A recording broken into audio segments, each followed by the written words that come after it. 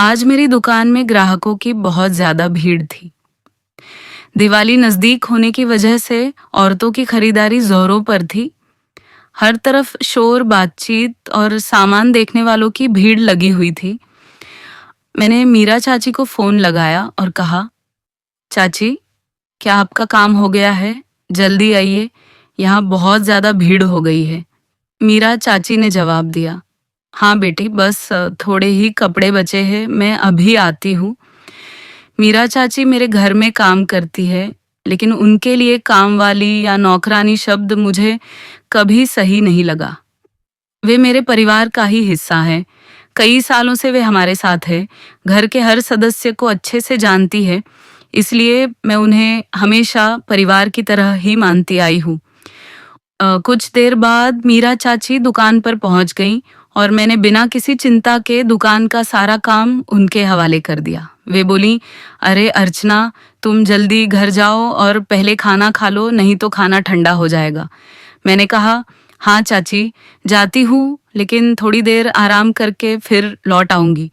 मीरा चाची हंसते हुए बोली, तुम बिल्कुल चिंता मत करो बेटी, मैं सब संभाल लूंगी। मेरी एक कॉस्मेटिक्स की दुकान है। हालांकि आम दिनों में मैं खुद ही दुकान संभालती हूँ, लेकिन मीरा चाची हमेशा मदद के लिए तैयार रहती है। दुकान का सारा सामान, उनके दाम, ग्राहकों से कैसे बात करनी है और किस तरह उन्हें संतुष्ट करना है, ये सब उन्हें अच्छी तरह पता है। इसी वजह से दुकान उनके हाथ में सौंपने में मुझे कभी कोई परेशानी नहीं हुई। मेरा घर दुकान के बिल्कुल बगल में है, इसलिए मैं 2 मिनट में ही घर पहुंच गई। दरवाज़ा खोलकर अंदर गई तो देखा कि मीरा चाची ने आलू की सब्जी और घी लगी गर्मा-गर्म रोटियां पहले से ही बनाकर रखी थी। मैंने आराम से पेट भरकर खाना खाया और थोड़ी देर सुस्ताने लगी। आज दुकान के कुछ सामान की डिलीवरी आने वाली थी। दिवाली की खरीदारी बढ़ने के कारण मैंने नया स्टॉक मंगवाया था, लेकिन काफ़ी समय बीत जाने के बाद भी सामान नहीं पहुंचा था। इस वजह से मेरे मन में चिंता बढ़ने लगी। मैंने मीरा चाची को फ़ोन किया और पूछा, चाची, जो सामान मंगवाया था वो आया क्या? उन्होंने बताया, नहीं बेटी, दोपहर 12 बजे तक पहुंचने के लिए कहा था, लेकिन अभी तक कुछ नहीं आया। इसके बाद मैंने होलसेल दुकान में फ़ोन किया और पूछा कि हमारे माल की डिलीवरी अब तक क्यों नहीं हुई। उधर से जवाब मिला कि दिवाली की वजह से बहुत ज़्यादा जल्दबाजी है और उनके यहाँ आदमी कम है, इसलिए इस बार मुझे एडजस्ट करना पड़ेगा। ये सुनकर मैं काफ़ी निराश हो गई। समझ नहीं आ रहा था कि अब क्या करूं। मैं तुरंत दुकान पहुंची और मीरा चाची को सारी बात विस्तार से बताई। मीरा चाची बोली कि उन्हें दुकान में भी रुकना पड़ेगा और किसी ऐसे आदमी की जरूरत है जो बाहर जाकर हमारा सामान लाने का काम संभाल सके। तब मैंने उनसे पूछा, मीरा चाची, पिछले हफ्ते मैंने आपसे कहा था कि कोई लड़का काम के लिए देखिए, आपने ढूंढा था क्या? मीरा चाची ने कहा, बहुत ढूंढा अर्चना, लेकिन कोई लड़का नहीं मिला। हाँ, एक आदमी मिला है, उसे काम पर बुला सकते हैं। मैंने कल ही उससे बात की थी। मैंने पूछा, तो फिर काम पर क्यों नहीं लाई? इस पर मीरा चाची बोली, पहले तुमसे पूछना था, तुम्हारी राय लेना जरूरी था। मैंने कहा, चाची, हमें आदमी की बहुत जरूरत है, कल से ही काम पर ले आइए। अगले दिन सुबह मैं जल्दी उठकर सामने वाले कमरे में बैठी थी। सुबह के करीब 8 बजे होंगे।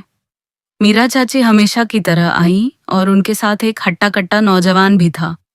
मैं सोफे पर बैठी बाल बना रही थी।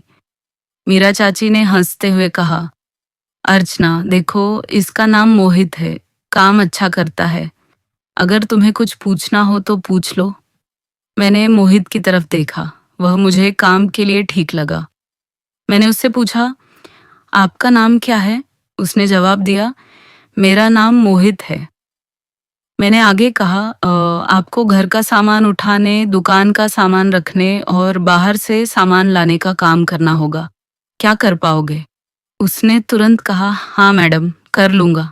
मैंने बताया, ठीक है, 15,000 रुपये तनख्वाह मिलेगी, चलेगा? उसने कहा, हाँ मैडम, कोई प्रॉब्लम नहीं है। फिर मैंने पूछा, काम कब से शुरू करोगे, आज से या कल से? उसने जवाब दिया, आज से ही शुरू कर देता हूँ मैडम। इसके बाद मैं मोहित को लेकर दुकान पर आ गई। रोज मैं दुकान 10 बजे खोलती थी, 10 बजे, लेकिन उस दिन मैंने 9:30 बजे ही दुकान खोल दी। मैंने मोहित को कुछ छोटे मोटे काम समझाए और कहा, पास की कॉलोनी में एक बड़ी होलसेल की दुकान है, वहां से हमें कुछ सामान मंगवाना है। मैं फोन कर देती हूँ, तुम जाकर गाड़ी में सामान भर कर ले आना। मोहित ने बिना देर किए हाँ कहा और निकल गया। मैंने सामने वाली होलसेल दुकान पर फोन करके सामान तैयार रखने के लिए कह दिया। मोहित गया और थोड़ी ही देर में सामान लेकर वापस आ गया। दिन भर मैंने उसे कई जरूरी काम बताए, जिन्हें उसने बहुत कुशलता और समझदारी से पूरा किया। दोपहर करीब 3 बजे मीरा चाची ने मुझसे कहा, अर्चना, यह लड़का अकेला रहता है, अगर हम इसे 2 वक्त का खाना दे दें तो अच्छा रहेगा, इसके घर में कोई नहीं है। मैंने थोड़ा सोचा और कहा, मीरा चाची, आप सही कह रही है, लेकिन हमने इसे सिर्फ काम के लिए रखा है, क्या इसे खाना देना ठीक रहेगा? मीरा चाची बोली, समझो बेटी, अगर यह घर जाकर खाना बनाएगा तो समय पर काम पर आने में दिक्कत होगी। उनकी बात मुझे सही लगी और मैंने कहा, ठीक है, कल से इसके खाने का इंतजाम यही कर देंगे। इसके बाद रोज मोहित सुबह 9 बजे काम पर आने लगा और रात करीब 10 बजे घर जाता था। वह बहुत मन लगाकर काम करता था और जो भी काम उसे दिया जाता उसे पूरी ईमानदारी से करता था। एक दिन मीरा चाची दुकान पर रुकी हुई थी और मैं घर में कुछ ज़रूरी काम कर रही थी। उसी समय मोहित भी आ गया था और उसके खाने का समय हो गया था। मैंने उसे खाना परोसा और वह खाने लगा। इसी दौरान मैं अलमारी पर रखा सामान नीचे उतार रही थी। मैंने नीचे एक स्टूल रखा और हाथ ऊपर करके सामान निकालने लगी, लेकिन अचानक मेरा संतुलन बिगड़ गया और मैं जोर से नीचे गिर पड़ी। गिरते ही मैं जोर से चिल्लाई और वहीं नीचे बैठ गई, क्योंकि मेरे पैर में बहुत तेज दर्द हो रहा था। मोहित दौड़ता हुआ मेरे पास आया और घबरा कर बोला, क्या हुआ मैडम, ज्यादा चोट लगी क्या, आप कैसे गिर गईं? मैंने कहा, कुछ ज्यादा नहीं हुआ मोहित, सामान निकालते समय संतुलन बिगड़ गया। उसने चिंता से कहा, मैडम, आपने मुझे क्यों नहीं बताया? मैं यहीं था, मैंने जवाब दिया। तुम खाना खा रहे थे इसलिए नहीं बुलाया। उसने फिर पूछा, बहुत चोट लगी है क्या? मैंने कहा, बस पैर में थोड़ी मोच आ गई है। वह बोला, डॉक्टर को बुला दूं? मैंने कहा, नहीं नहीं, उसकी जरूरत नहीं है। मैंने उठने की कोशिश की, लेकिन पैर में मोच होने की वजह से उठ नहीं पाई। मोहित ने पूछा, मैडम, उठने में प्रॉब्लम हो रही है क्या? क्या मैं मदद करूं? मैंने कहा, नहीं, मैं उठ जाती हूँ, लेकिन दोबारा कोशिश करने पर भी मुझसे उठा नहीं गया। दर्द बढ़ने पर मैंने मोहित की ओर देखा और कहा, मोहित, क्या तुम थोड़ा सहारा दोगे? मोहित ने तुरंत अपना हाथ आगे बढ़ाया। मैंने उसका हाथ पकड़ा और उसकी मदद से उठने की कोशिश करने लगी, लेकिन दर्द इतना ज़्यादा था कि मैं ठीक से खड़ी नहीं हो पा रही थी। मैं फिर से नीचे बैठ गई। अब मुझे समझ नहीं आ रहा था कि क्या करूं। तभी मोहित बोला, मैडम, मुझे लगता है आपको काफ़ी दर्द हो रहा है। आप 5 मिनट यही बैठिए, मैं आपके लिए पानी लेकर आता हूँ। वह तुरंत किचन में गया और पानी लेकर मेरे पास आया। मैंने थोड़ा पानी पिया। वह बोला, मैडम, आप ऐसे ही 5 मिनट बैठी रहिए, कुछ मत कीजिए, थोड़ी देर में दर्द कम हो जाएगा, फिर उठने में आसानी होगी। मैंने उसकी बात मान ली और वहीं बैठी रही। कुछ देर बाद दर्द थोड़ा कम हुआ, लेकिन मैं अभी भी अपने आप उठ नहीं पा रही थी। तब मैंने मोहित से कहा, क्या तुम मेरी थोड़ी मदद करोगे? मुझे सोफे तक जाने में मदद कर दो प्लीज। उसने तुरंत कहा, हाँ मैडम, जरूर। उसने अपना हाथ आगे बढ़ाया। मैंने उसका सहारा लेकर उठने की कोशिश की, लेकिन फिर भी खड़ी नहीं हो पाई। तब वह बोला, मैडम, क्या मैं आपको उठाकर ले चलूं? उसका यह सवाल सुनकर मुझे थोड़ा अजीब लगा, लेकिन उसके चेहरे पर साफ चिंता झलक रही थी। मैंने कहा, नहीं, मैं खुद कोशिश करती हूँ। मन में थोड़ी हिचकिचाहट थी, लेकिन उस समय मुझे उसकी ज़रूरत भी थी। फिर मैंने कहा, ठीक है, मैं अपना हाथ तुम्हारे कंधे पर रखती हूँ, देखते हैं हो पाता है या नहीं। वह थोड़ा झुका। मैंने अपना एक हाथ उसके कंधे पर रखा और उसने अपना दूसरा हाथ मेरी पीठ पर रखकर मुझे संभाल लिया। उसकी मदद से मैं धीरे-धीरे खड़ी हुई। मेरा एक हाथ अब भी उसके कंधे पर था और उसके कंधे का हल्का-सा स्पर्श मुझे सुकून दे रहा था। हालाँकि पैर के दर्द से मैं अब भी बेचैन थी। उसने अपना दूसरा हाथ मेरी पीठ पर हल्के से रखते हुए मुझे धीरे-धीरे अपनी तरफ खींचा। उस पल मुझे थोड़ी घबराहट हुई, लेकिन उसके स्पर्श में एक तरह का सहारा और अपनापन महसूस हो रहा था। उसकी नज़र मेरे चेहरे पर थी और उसके हाथों की पकड़ और मजबूत हो गई।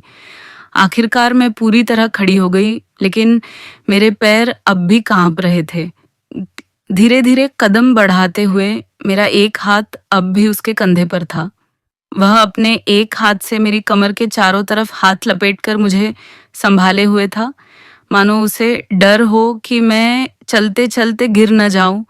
उसके हाथों का वह मजबूत लेकिन कोमल स्पर्श मुझे हिम्मत दे रहा था। हर कदम पर उसका सहारा मुझे भरोसा दिला रहा था। कमरे की शांति में हमारे बीच एक अनकही सी अनुभूति चल रही थी। मैं रुकी और उसकी तरफ देखा। उसकी आंखों में चिंता थी और चेहरे पर हल्की सी मुस्कान जो मुझे शांत कर रही थी। उस पल सारा भ्रम जैसे पीछे छूट गया था। हम दोनों उसी पल में ठहर गए थे, जैसे उसके हाथों का सहारा मुझे इस समय सबसे ज्यादा जरूरी लग रहा हो। दर्द कुछ कम हो गया था, फिर भी चलना अब भी मुश्किल लग रहा था। मोहित ने मुझे सहारा देते हुए सोफे तक पहुंचाया और मैं वहां जाकर बैठ गई। वह बोला, मैडम मैं दुकान जाता हूँ। मैंने कहा, ठीक है मोहित। थोड़ी देर आराम करने के बाद मुझे धीरे धीरे बेहतर लगने लगा, लेकिन उस घटना की वजह से मेरे मन में कुछ अलग ही एहसास चल रहा था। पहली बार मैंने किसी का इतना करीबी स्पर्श महसूस किया था, फिर भी उसके स्पर्श में मुझे कुछ भी गलत नहीं लगा। उसमें सिर्फ परवाह और इज्जत का भाव था। मेरा नाम अर्चना है। मेरे माता पिता कुछ साल पहले गुजर गए थे। मेरा कोई भाई नहीं है और मैंने अभी तक शादी नहीं की है। मेरी उम्र अब 33 साल है। कॉलेज के दिनों में मुझे एक लड़के से प्यार हुआ था, लेकिन उसने मुझे धोखा दिया और उसके बाद मेरा प्यार पर से भरोसा ही उठ गया। इसके बाद रिश्तेदारों ने मेरी शादी के लिए लड़के ढूंढने शुरू कर दिए थे, लेकिन मैंने अपने माता पिता से साफ कह दिया था कि अभी मुझे शादी नहीं करनी है। मैं जब चाहूंगी तभी शादी करूंगी। माता पिता की बीमारी के समय उन्हें छोड़कर शादी करना मेरे लिए संभव नहीं था। उन्होंने मेरी गृहस्थी के बहुत सपने देखे थे। उनके जाने के बाद मैं शादी के लिए तैयार तो थी, लेकिन मनपसंद जीवन साथी नहीं मिला। धीरे धीरे मैंने शादी का ख्याल ही छोड़ दिया। मैं दिखने में साधारण हूँ, रंग थोड़ा सांवला है, लेकिन नीली आंखें, नुकीली नाक और पतली कमर की वजह से लोग मुझे आकर्षक मानते हैं।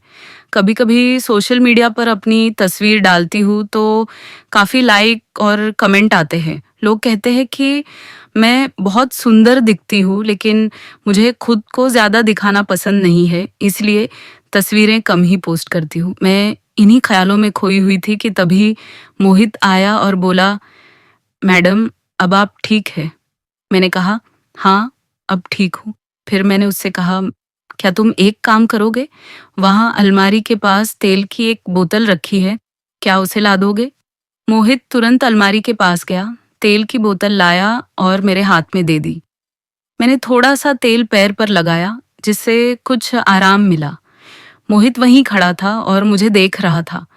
आज उसकी आंखों में मुझे कुछ अलग सा महसूस हो रहा था, लेकिन वह क्या था, यह मैं समझ नहीं पा रही थी।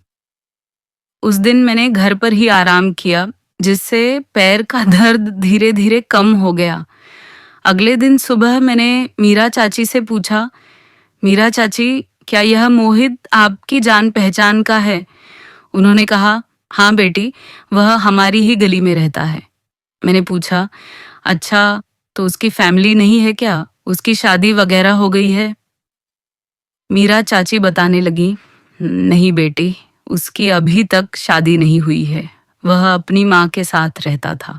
उसकी माँ को एक बीमारी थी। उनके इलाज के लिए वह बहुत मेहनत करता था, लेकिन आखिरकार वह नहीं रही। उसने अपनी माँ के इलाज में बहुत पैसे खर्च किए, पर उन्हें बचा नहीं पाया। इसी वजह से उसे शादी के बारे में सोचने का समय ही नहीं मिला। थोड़ी देर रुककर मीरा चाची बोली, बेटी वह भी तुम्हारी ही तरह है। वैसे लड़का बहुत अच्छा है, लेकिन अब शादी की उम्र निकल गई है। इस उम्र में कौन लड़की देगा? फिर उन्होंने सीधा पूछा, पर आज अचानक उसके बारे में इतना क्यों पूछ रही हो? कोई खास वजह है क्या? मैंने कहा, कुछ नहीं चाची, बस ऐसे ही पूछ लिया। मीरा चाची मुझे बचपन से जानती थी। मेरी शादी हो जाए, इसके लिए उन्होंने बहुत कोशिशें की थी, लेकिन मैंने हमेशा मना कर दिया था। एक दिन दोपहर के समय मैं घर पर थी। मीरा चाची और मोहित दुकान पर थे। मुझे किसी काम से मोहित को बुलाना था, इसीलिए मैंने मीरा चाची को फ़ोन किया और कहा कि मोहित को थोड़ी देर के लिए घर भेज दें। कुछ ही देर में मोहित घर आ गया और बोला, मैडम क्या हुआ, क्या काम है? मैंने कहा, कुछ खास नहीं, बस मुझे थोड़ा बाहर जाना है। क्या तुम मेरे साथ चलोगे? उसने तुरंत कहा, हाँ मैडम, ज़रूर। मैंने अपनी स्कूटी बाहर निकाली और उससे पूछा, क्या तुम्हें स्कूटी चलानी आती है? उसने कहा, हाँ मैडम, आती है। मैंने कहा, ठीक है, तो तुम ही चलाओ। मुझे बाजार से कुछ ज़रूरी सामान लेना था। मोहित ने स्कूटी स्टार्ट की और मैं उसके पीछे बैठ गई। थोड़ी दूर जाने पर सामने चुनाव की रैली दिखी और बहुत ज़्यादा भीड़ थी, इसलिए मोहित ने स्कूटी रोक दी। उसने कहा, मैडम इस रास्ते से नहीं जा पाएंगे, बहुत भीड़ है। मैंने कहा, ठीक है, तो किसी छोटे रास्ते से चलते हैं। मोहित ने स्कूटी घुमाई और हम दूसरे रास्ते से जाने लगे, लेकिन वह रास्ता बहुत खराब था, जिससे स्कूटी पर बैठे हुए मुझे जोर के झटके लग रहे थे। मोहित बोला, मैडम संभल कर बैठिए। मैंने कहा, ठीक है, और अपना हाथ उसके कंधे पर रखकर थोड़ा उसके पास सरक गई। मेरे हाथ रखते ही वह हल्का सा चौंक गया। मैंने पूछा, क्या हुआ? उसने कहा, कुछ नहीं मैडम। मैंने फिर पूछा, मोहित तुम ठीक हो ना? मैं हाथ रख सकती हूँ ना तुम्हारे कंधे पर? उसने कहा, हाँ मैडम, कोई प्रॉब्लम नहीं है। उसका यह जवाब सुनकर मुझे अच्छा लगा। मैं उसके और करीब खिसक गई, इतना कि मेरे शरीर का स्पर्श उसकी पीठ से होने लगा। वह कुछ नहीं बोला, लेकिन मुझे साफ महसूस हो रहा था कि उसे इसका एहसास था। हाँ, हम बाजार पहुंचे, वहां से जरूरत का सामान लिया और उसी रास्ते से वापस चल दिए। लौटते समय भी मैं उसके साथ वैसे ही बैठी थी। अब तो मैं उससे सटकर बैठ गई थी। सच कहूँ तो उसके पीछे बैठने पर मुझे बहुत अच्छा महसूस हो रहा था। घर पहुंचकर हमने सामान उतारा। मोहित सोफे पर आकर बैठ गया और बोला, मैडम मैं दुकान पर जाता हूँ। मैंने कहा, रुको, मैं तुम्हारे लिए चाय बनाती हूँ। मैंने चाय बनाई, एक कप उसके हाथ में दिया और अपना कप लेकर उसके पास बैठ गई। हम दोनों साथ में चाय पीने लगे। मोहित मेरी तरफ देख रहा था, लेकिन कुछ बोल नहीं रहा था। उसका मुझे देखने का अंदाज मुझे अलग सा लगा। शायद उसकी अपनी हद में रहने की आदत ही मुझे उसकी तरफ खींच रही थी। उसके सीधे और सधे हुए व्यवहार को देखकर मेरे मन में भी हलचल होने लगी।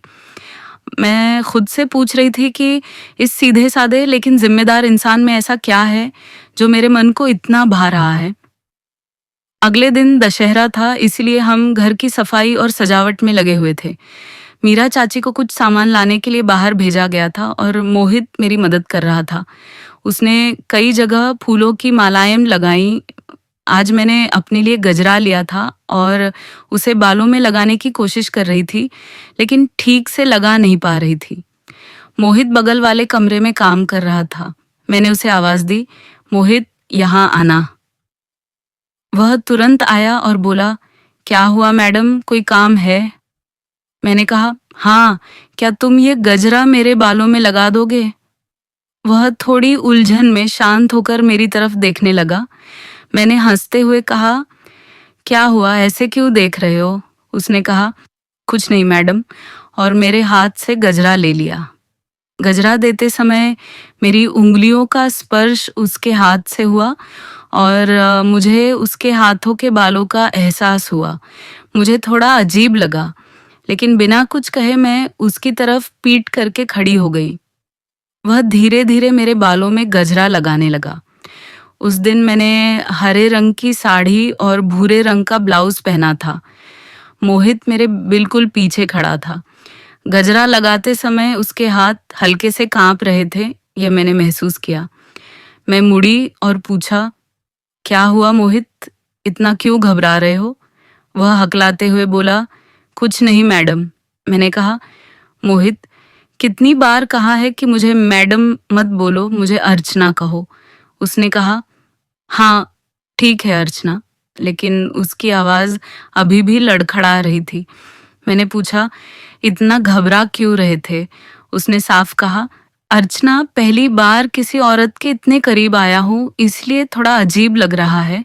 उसकी यह सीधी बात सुनकर मैं थोड़ी हैरान हुई, लेकिन उसकी ईमानदारी मुझे बहुत अच्छी लगी। गजरा ठीक से लगाकर उसने कहा, हो गया। मैं तुरंत उसकी तरफ मुड़ी। वह मेरे बिल्कुल करीब था। उसके चेहरे पर उलझन साफ दिख रही थी और उसकी आंखों में मुझे प्यार का एहसास हुआ। मेरे मन में भी उसे गले लगाने की एक प्यारी सी चाह उठी, लेकिन मैंने खुद को रोक लिया। दिन भर काम करते हुए मेरा मन अजीब से ख्यालों में उलझा रहा। शाम को करीब 6 बजे कुछ पड़ोसी दशहरे की शुभकामनाएं देने आए। मोहित भी दुकान का काम निपटा कर आ गया। दरवाजे पर खड़े होकर उसने पूछा, मैडम आप कहाँ हैं? मैंने कहा, मैं कमरे में हूँ, क्योंकि मैं मेकअप कर रही थी। मैंने आवाज दी, मोहित यहाँ आओ ना। वह मिठाई लेकर कमरे में आया और बोला, ये लीजिए मैडम। मैंने कहा, कितनी बार कहा है मुझे मैडम मत बोलो, अर्चना कहो। वह हंसते हुए बोला, हाँ सॉरी अर्चना। मैंने उसके हाथ से मिठाई ली और कहा, दशहरे की शुभकामनाएं मोहित। उसने कहा, दशहरे की शुभकामनाएं अर्चना। मैंने अपने हाथ उसके कंधों पर रखे और उसे पास खींचकर शुभकामनाएं देने लगी। वह एकदम पत्थर की तरह खड़ा रहा। मैंने हंसकर पूछा, क्या हुआ?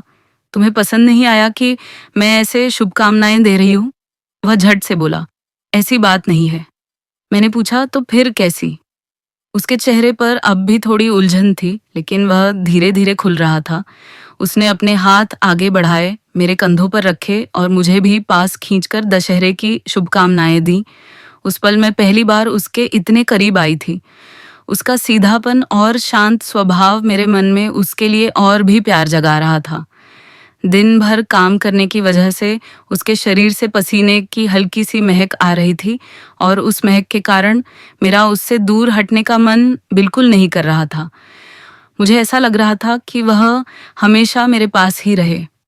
मैंने अपना सिर उसके सीने पर टिका दिया और उसने भी अपने हाथ मेरी पीठ पर रख दिए। कुछ देर बाद मुझे होश आया और मैं उससे अलग होने की कोशिश करने लगी। उसने पूछा, क्या हुआ अर्चना? लेकिन मैंने खुद को संभाला और उसे थोड़ी दूरी बना ली। रात को खाना खाने के बाद मैं बिस्तर पर सोने चली गई, लेकिन आज मेरी आंखों में नींद नहीं थी। आंखों के सामने बार बार मोहित का चेहरा आ रहा था। मुझे उसके लिए बढ़ता हुआ आकर्षण महसूस हो रहा था। उसकी सादगी, उसकी ईमानदारी और उसकी आंखें लगातार मेरे जहन में घूम रही थीं। मैं खुद से सवाल करने लगी, क्या मुझे मोहित पसंद आने लगा है? क्या मुझे उससे प्यार हो गया है? लेकिन इन सवालों का जवाब मेरे पास नहीं था। फिर मेरे मन में एक और ख्याल आया, क्या उसे भी मेरे बारे में ऐसा ही महसूस होता होगा या सिर्फ मैं ही ऐसा सोच रही हूँ? रात गहरी हो चुकी थी। घड़ी देखी तो 11 बज चुके थे। मेरा मन मोहित को फोन करने का हो रहा था, लेकिन क्या बहाना बताऊं यही समझ नहीं आ रहा था। बहुत सोचने के बाद मैंने उसे फोन कर ही लिया। कुछ देर घंटी बजने के बाद उसने फोन उठा लिया। उसने पूछा, क्या हुआ अर्चना, इतनी रात को फोन किया है, कोई प्रॉब्लम है क्या? मैंने कहा, नहीं ऐसी कोई बात नहीं है, बस मेरा मन नहीं लग रहा था, बहुत अकेला महसूस हो रहा था, इसीलिए तुम्हें फोन किया। उसने कहा, अच्छा, तो बताओ अर्चना, कोई ज़रूरी बात है क्या? मैंने पूछा। मोहित, क्या तुम अभी सोए नहीं थे? उसने कहा, अभी सो ही रहा था। फिर उसने पूछा, अर्चना, क्या तुम्हें नींद नहीं आ रही है? मैंने थोड़ा शर्माते हुए कहा, हाँ, नींद नहीं आ रही। तब उसने पूछा, क्या मेरी याद आ रही है, इसलिए नींद नहीं आ रही? ये सुनकर मैं कुछ देर चुप रही। मेरी उस खामोशी में बहुत कुछ छिपा हुआ लग रहा था। अब मुझे लगा कि मैं थोड़ा मजाक करूं, लेकिन वह कुछ नहीं बोला। तब मैंने हंसते हुए कहा, अरे मजाक कर रही थी, मुझे भी नींद नहीं आ रही थी, इसलिए तुम्हें फोन किया। कल हमें एक जगह जाना है, याद है ना? उसने कहा, हाँ ठीक है, मैं कल जल्दी आ जाऊंगा। इसके बाद मैंने फोन रख दिया। लेकिन उसकी आवाज, उसकी खामोशी और उसके लिए महसूस हो रहा आकर्षण मुझे सोने नहीं दे रहा था। मेरे दिमाग में बस यही सवाल घूम रहा था, क्या मुझे उससे प्यार हो गया है? कुछ देर बाद आखिरकार मुझे नींद आ गई। सुबह मैं थोड़ी जल्दी उठ गई थी, लेकिन कुछ देर तक बिस्तर पर ही लेटी रही। मन अजीब सा शांत और बेचैन दोनों था। थोड़ी देर बाद मैं नहाने चली गई और नहाकर बाथरूम से सिर्फ तौलिया लपेटे हुए कमरे में आई। मुझे पूरा यकीन था कि घर में कोई नहीं है, लेकिन जैसे ही मैं हॉल की तरफ बढ़ी, मेरी नज़र अचानक मोहित पर पड़ गई। वह वहीं हॉल में बैठा हुआ था। उसी पल उसकी नज़र भी मुझ पर टिक गई। मेरे शरीर पर सिर्फ तौलिया था और मेरे गीले बाल कंधों पर बिखरे हुए थे। कुछ पल के लिए हम दोनों एक दूसरे को देखते रह गए। मोहित के चेहरे पर हल्की सी उलझन और झिझक साफ दिखाई दे रही थी। मुझे अपनी हालत का एहसास होते ही घबराहट हुई और मैं झट से कमरे की तरफ भागी। फिर बिना एक पल गंवाए सीधे बाथरूम में चली गई। दिल तेज तेज धड़क रहा था। बाथरूम से ही मैंने उसे आवाज दी, मोहित, तुम कब आए? बताया भी नहीं। उसने जवाब दिया, अर्चना, मैं अभी अभी आया हूँ। उसके मुंह से अपना नाम सुनकर मेरे अंदर एक अलग सी फीलिंग जाग गई। मैंने बाथरूम से ही कहा, मोहित, तुम आज जल्दी आ गए ना? मेरे कपड़े वहीं कमरे में रह गए हैं, प्लीज क्या तुम मुझे लाकर दे दोगे? वह कुछ पलों के लिए चुप हो गया, फिर थोड़ी हिचक के साथ बोला, मैं कैसे, मतलब अ, हाँ ठीक है, लाता हूँ। मैंने कहा, मैं थोड़ा सा दरवाजा खोलती हूँ, तुम कपड़े बाहर रख देना। कुछ ही देर में वह कपड़े लेकर आया और दरवाजे के बाहर ही खड़ा रह गया। मैंने दरवाजा थोड़ा सा खोला और एक हाथ बाहर निकाला। मैंने उसकी तरफ देखा तो वह वहीं खड़ा था। उसने कपड़े मेरे हाथ में दे दिए, लेकिन उसी समय मेरे कुछ छोटे कपड़े हाथ से फिसलकर नीचे गिर गए। नीचे गिरा हुआ पिंक रंग का मेरा अंदर का कपड़ा देखकर उसका चेहरा एकदम गड़बड़ा गया। वह झट से बोला, सॉरी सॉरी।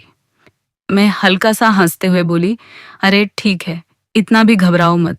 वह तुरंत झुककर कपड़े उठाने लगा। मोहित को इस तरह घबराया और परेशान देखकर मुझे अंदर ही अंदर थोड़ा मजा भी आ रहा था। उसने कपड़े मुझे पकड़ा दिए और मैं दरवाजा बंद कर लिया। थोड़ी देर बाद कपड़े पहनकर मैं बाहर आई। मोहित अभी भी वहीं बैठा हुआ था।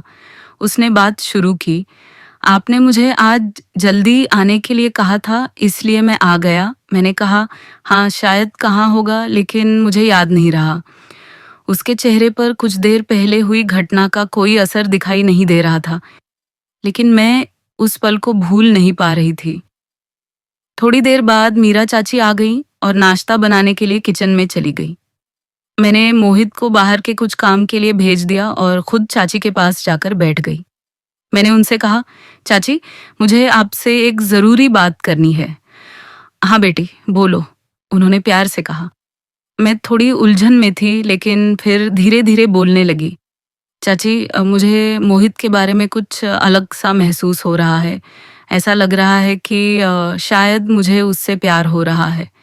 मीरा चाची हैरानी से कुछ देर चुप रही, फिर बोली, क्या सच में बेटी? क्या तुम्हारे दिल में ऐसा कुछ चल रहा है? मैंने कहा, चाची, मुझे पूरा यकीन नहीं है कि यह प्यार है या नहीं, लेकिन उसकी वजह से मेरे मन में बहुत सी भावनाएं उठ रही है और मैं खुद को समझ नहीं पा रही हूँ। मीरा चाची ने मेरी तरफ शांति से देखते हुए कहा, अर्चना, मोहित बहुत अच्छा लड़का है। तुम दोनों की उम्र में थोड़ा फ़र्क ज़रूर है, लेकिन मुझे तुम दोनों का स्वभाव एक-दूसरे से मेल खाता हुआ लगता है। मुझे इस रिश्ते से कोई ऐतराज़ नहीं है, बल्कि मुझे तो खुशी होगी। उनके शब्द सुनकर मेरे मन में एक अजीब-सा भरोसा आ गया। चाची के समर्थन से मुझे लगा कि अब मोहित से खुलकर बात करने का समय आ गया है, लेकिन उसका फैसला क्या होगा, यह सोचकर मेरा दिल बेचैन होने लगा। मीरा चाची आगे बोली, तुम जानती हो वह भी अकेला है, उसकी अपनी परेशानियां थी, इसलिए उसकी शादी नहीं हो पाई। और तुम भी अपनी जिद पर अड़ी रही, शादी के लिए कभी तैयार नहीं हुई।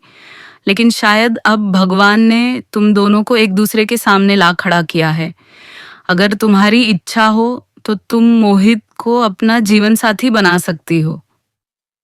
मैं थोड़ा हैरान होकर बोली, मीरा चाची, मैंने ऐसा कभी सोचा ही नहीं था। वह मुस्कुराकर बोली, तो अब सोचो। कब सोचोगी? बूढ़ी होने के बाद? फिर तुरंत खुद को संभालते हुए बोली, माफ करना बेटी, मेरा वह मतलब नहीं था। मैं बस इतना कह रही हूँ कि ठंडे दिमाग से सोचो। मोहित सच में बहुत अच्छा लड़का है। मैं उसके स्वभाव को बहुत पहले से जानती हूँ। मैं बोली, चाची, आपकी बात ठीक है, लेकिन आप एक बार उससे बात करके तो देखिए। मीरा चाची मुस्कुराते हुए बोली, हाँ बेटी, मैं उससे बात करती हूँ। उन्होंने तुरंत मोहित को फोन किया। फोन पर मीरा चाची ने उससे बिल्कुल साफ शब्दों में पूछा, मोहित, तुम्हें अर्चना कैसी लगती है? मोहित कुछ देर चुप रहा, फिर बोला, चाची, मेरी और अर्चना की कोई बराबरी नहीं हो सकती। वह हर मामले में मुझसे बहुत आगे है। मैं उनके सामने कुछ भी नहीं हूँ। मीरा चाची ने थोड़ी सख्ती से कहा, ऐसा कुछ मत कहो मोहित, तुम दिल के बहुत अच्छे हो। बस मुझे इतना बताओ कि क्या तुम अर्चना को अपनी पत्नी के रूप में स्वीकार करोगे? अब कोई अगर मगर नहीं, सिर्फ हाँ या ना में जवाब दो। कुछ पल की खामोशी के बाद मोहित बोला, चाची, जो आपको सही लगे वही मुझे मंजूर है। उसके इस जवाब से मीरा चाची बहुत खुश हो गई और उसी पल हमारी शादी तय कर दी गई। हमारी शादी बहुत ही साधारण तरीके से हुई, जिसमें सिर्फ कुछ करीबी रिश्तेदार मौजूद थे। मोहित अब मेरा पति बन चुका था। आज मेरी सुहागरात थी। मेरे मन में कई तरह की शंकाएं थी। उम्र के हिसाब से भले ही मैं परिपक्व थी, लेकिन कभी किसी मर्द के इतने करीब नहीं आई थी। मीरा चाची ने मेरे कमरे को बहुत ही प्यार से सजाया था। बिस्तर पर गुलाब की पंखुड़ियां बिखरी थीं, खुशबूदार फूलों से पूरा कमरा महक रहा था और बेहद सुंदर लग रहा था। मीरा चाची दूध का गिलास मेरे हाथ में देते हुए बोली, बेटी, तुम समझ गई होगी कि यह गिलास किस लिए है।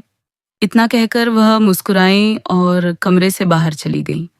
मैं कमरे में बैठकर मोहित का इंतजार करने लगी। मेरे मन में ख्यालों, शंकाओं और एक अनजानी सी खुशी का सैलाब उमड़ रहा था। बार बार मेरी नज़र घड़ी पर जा रही थी और हर पल बहुत लंबा लग रहा था। ठीक 9:35 पर दरवाज़ा धीरे से खुला। मोहित अंदर आया।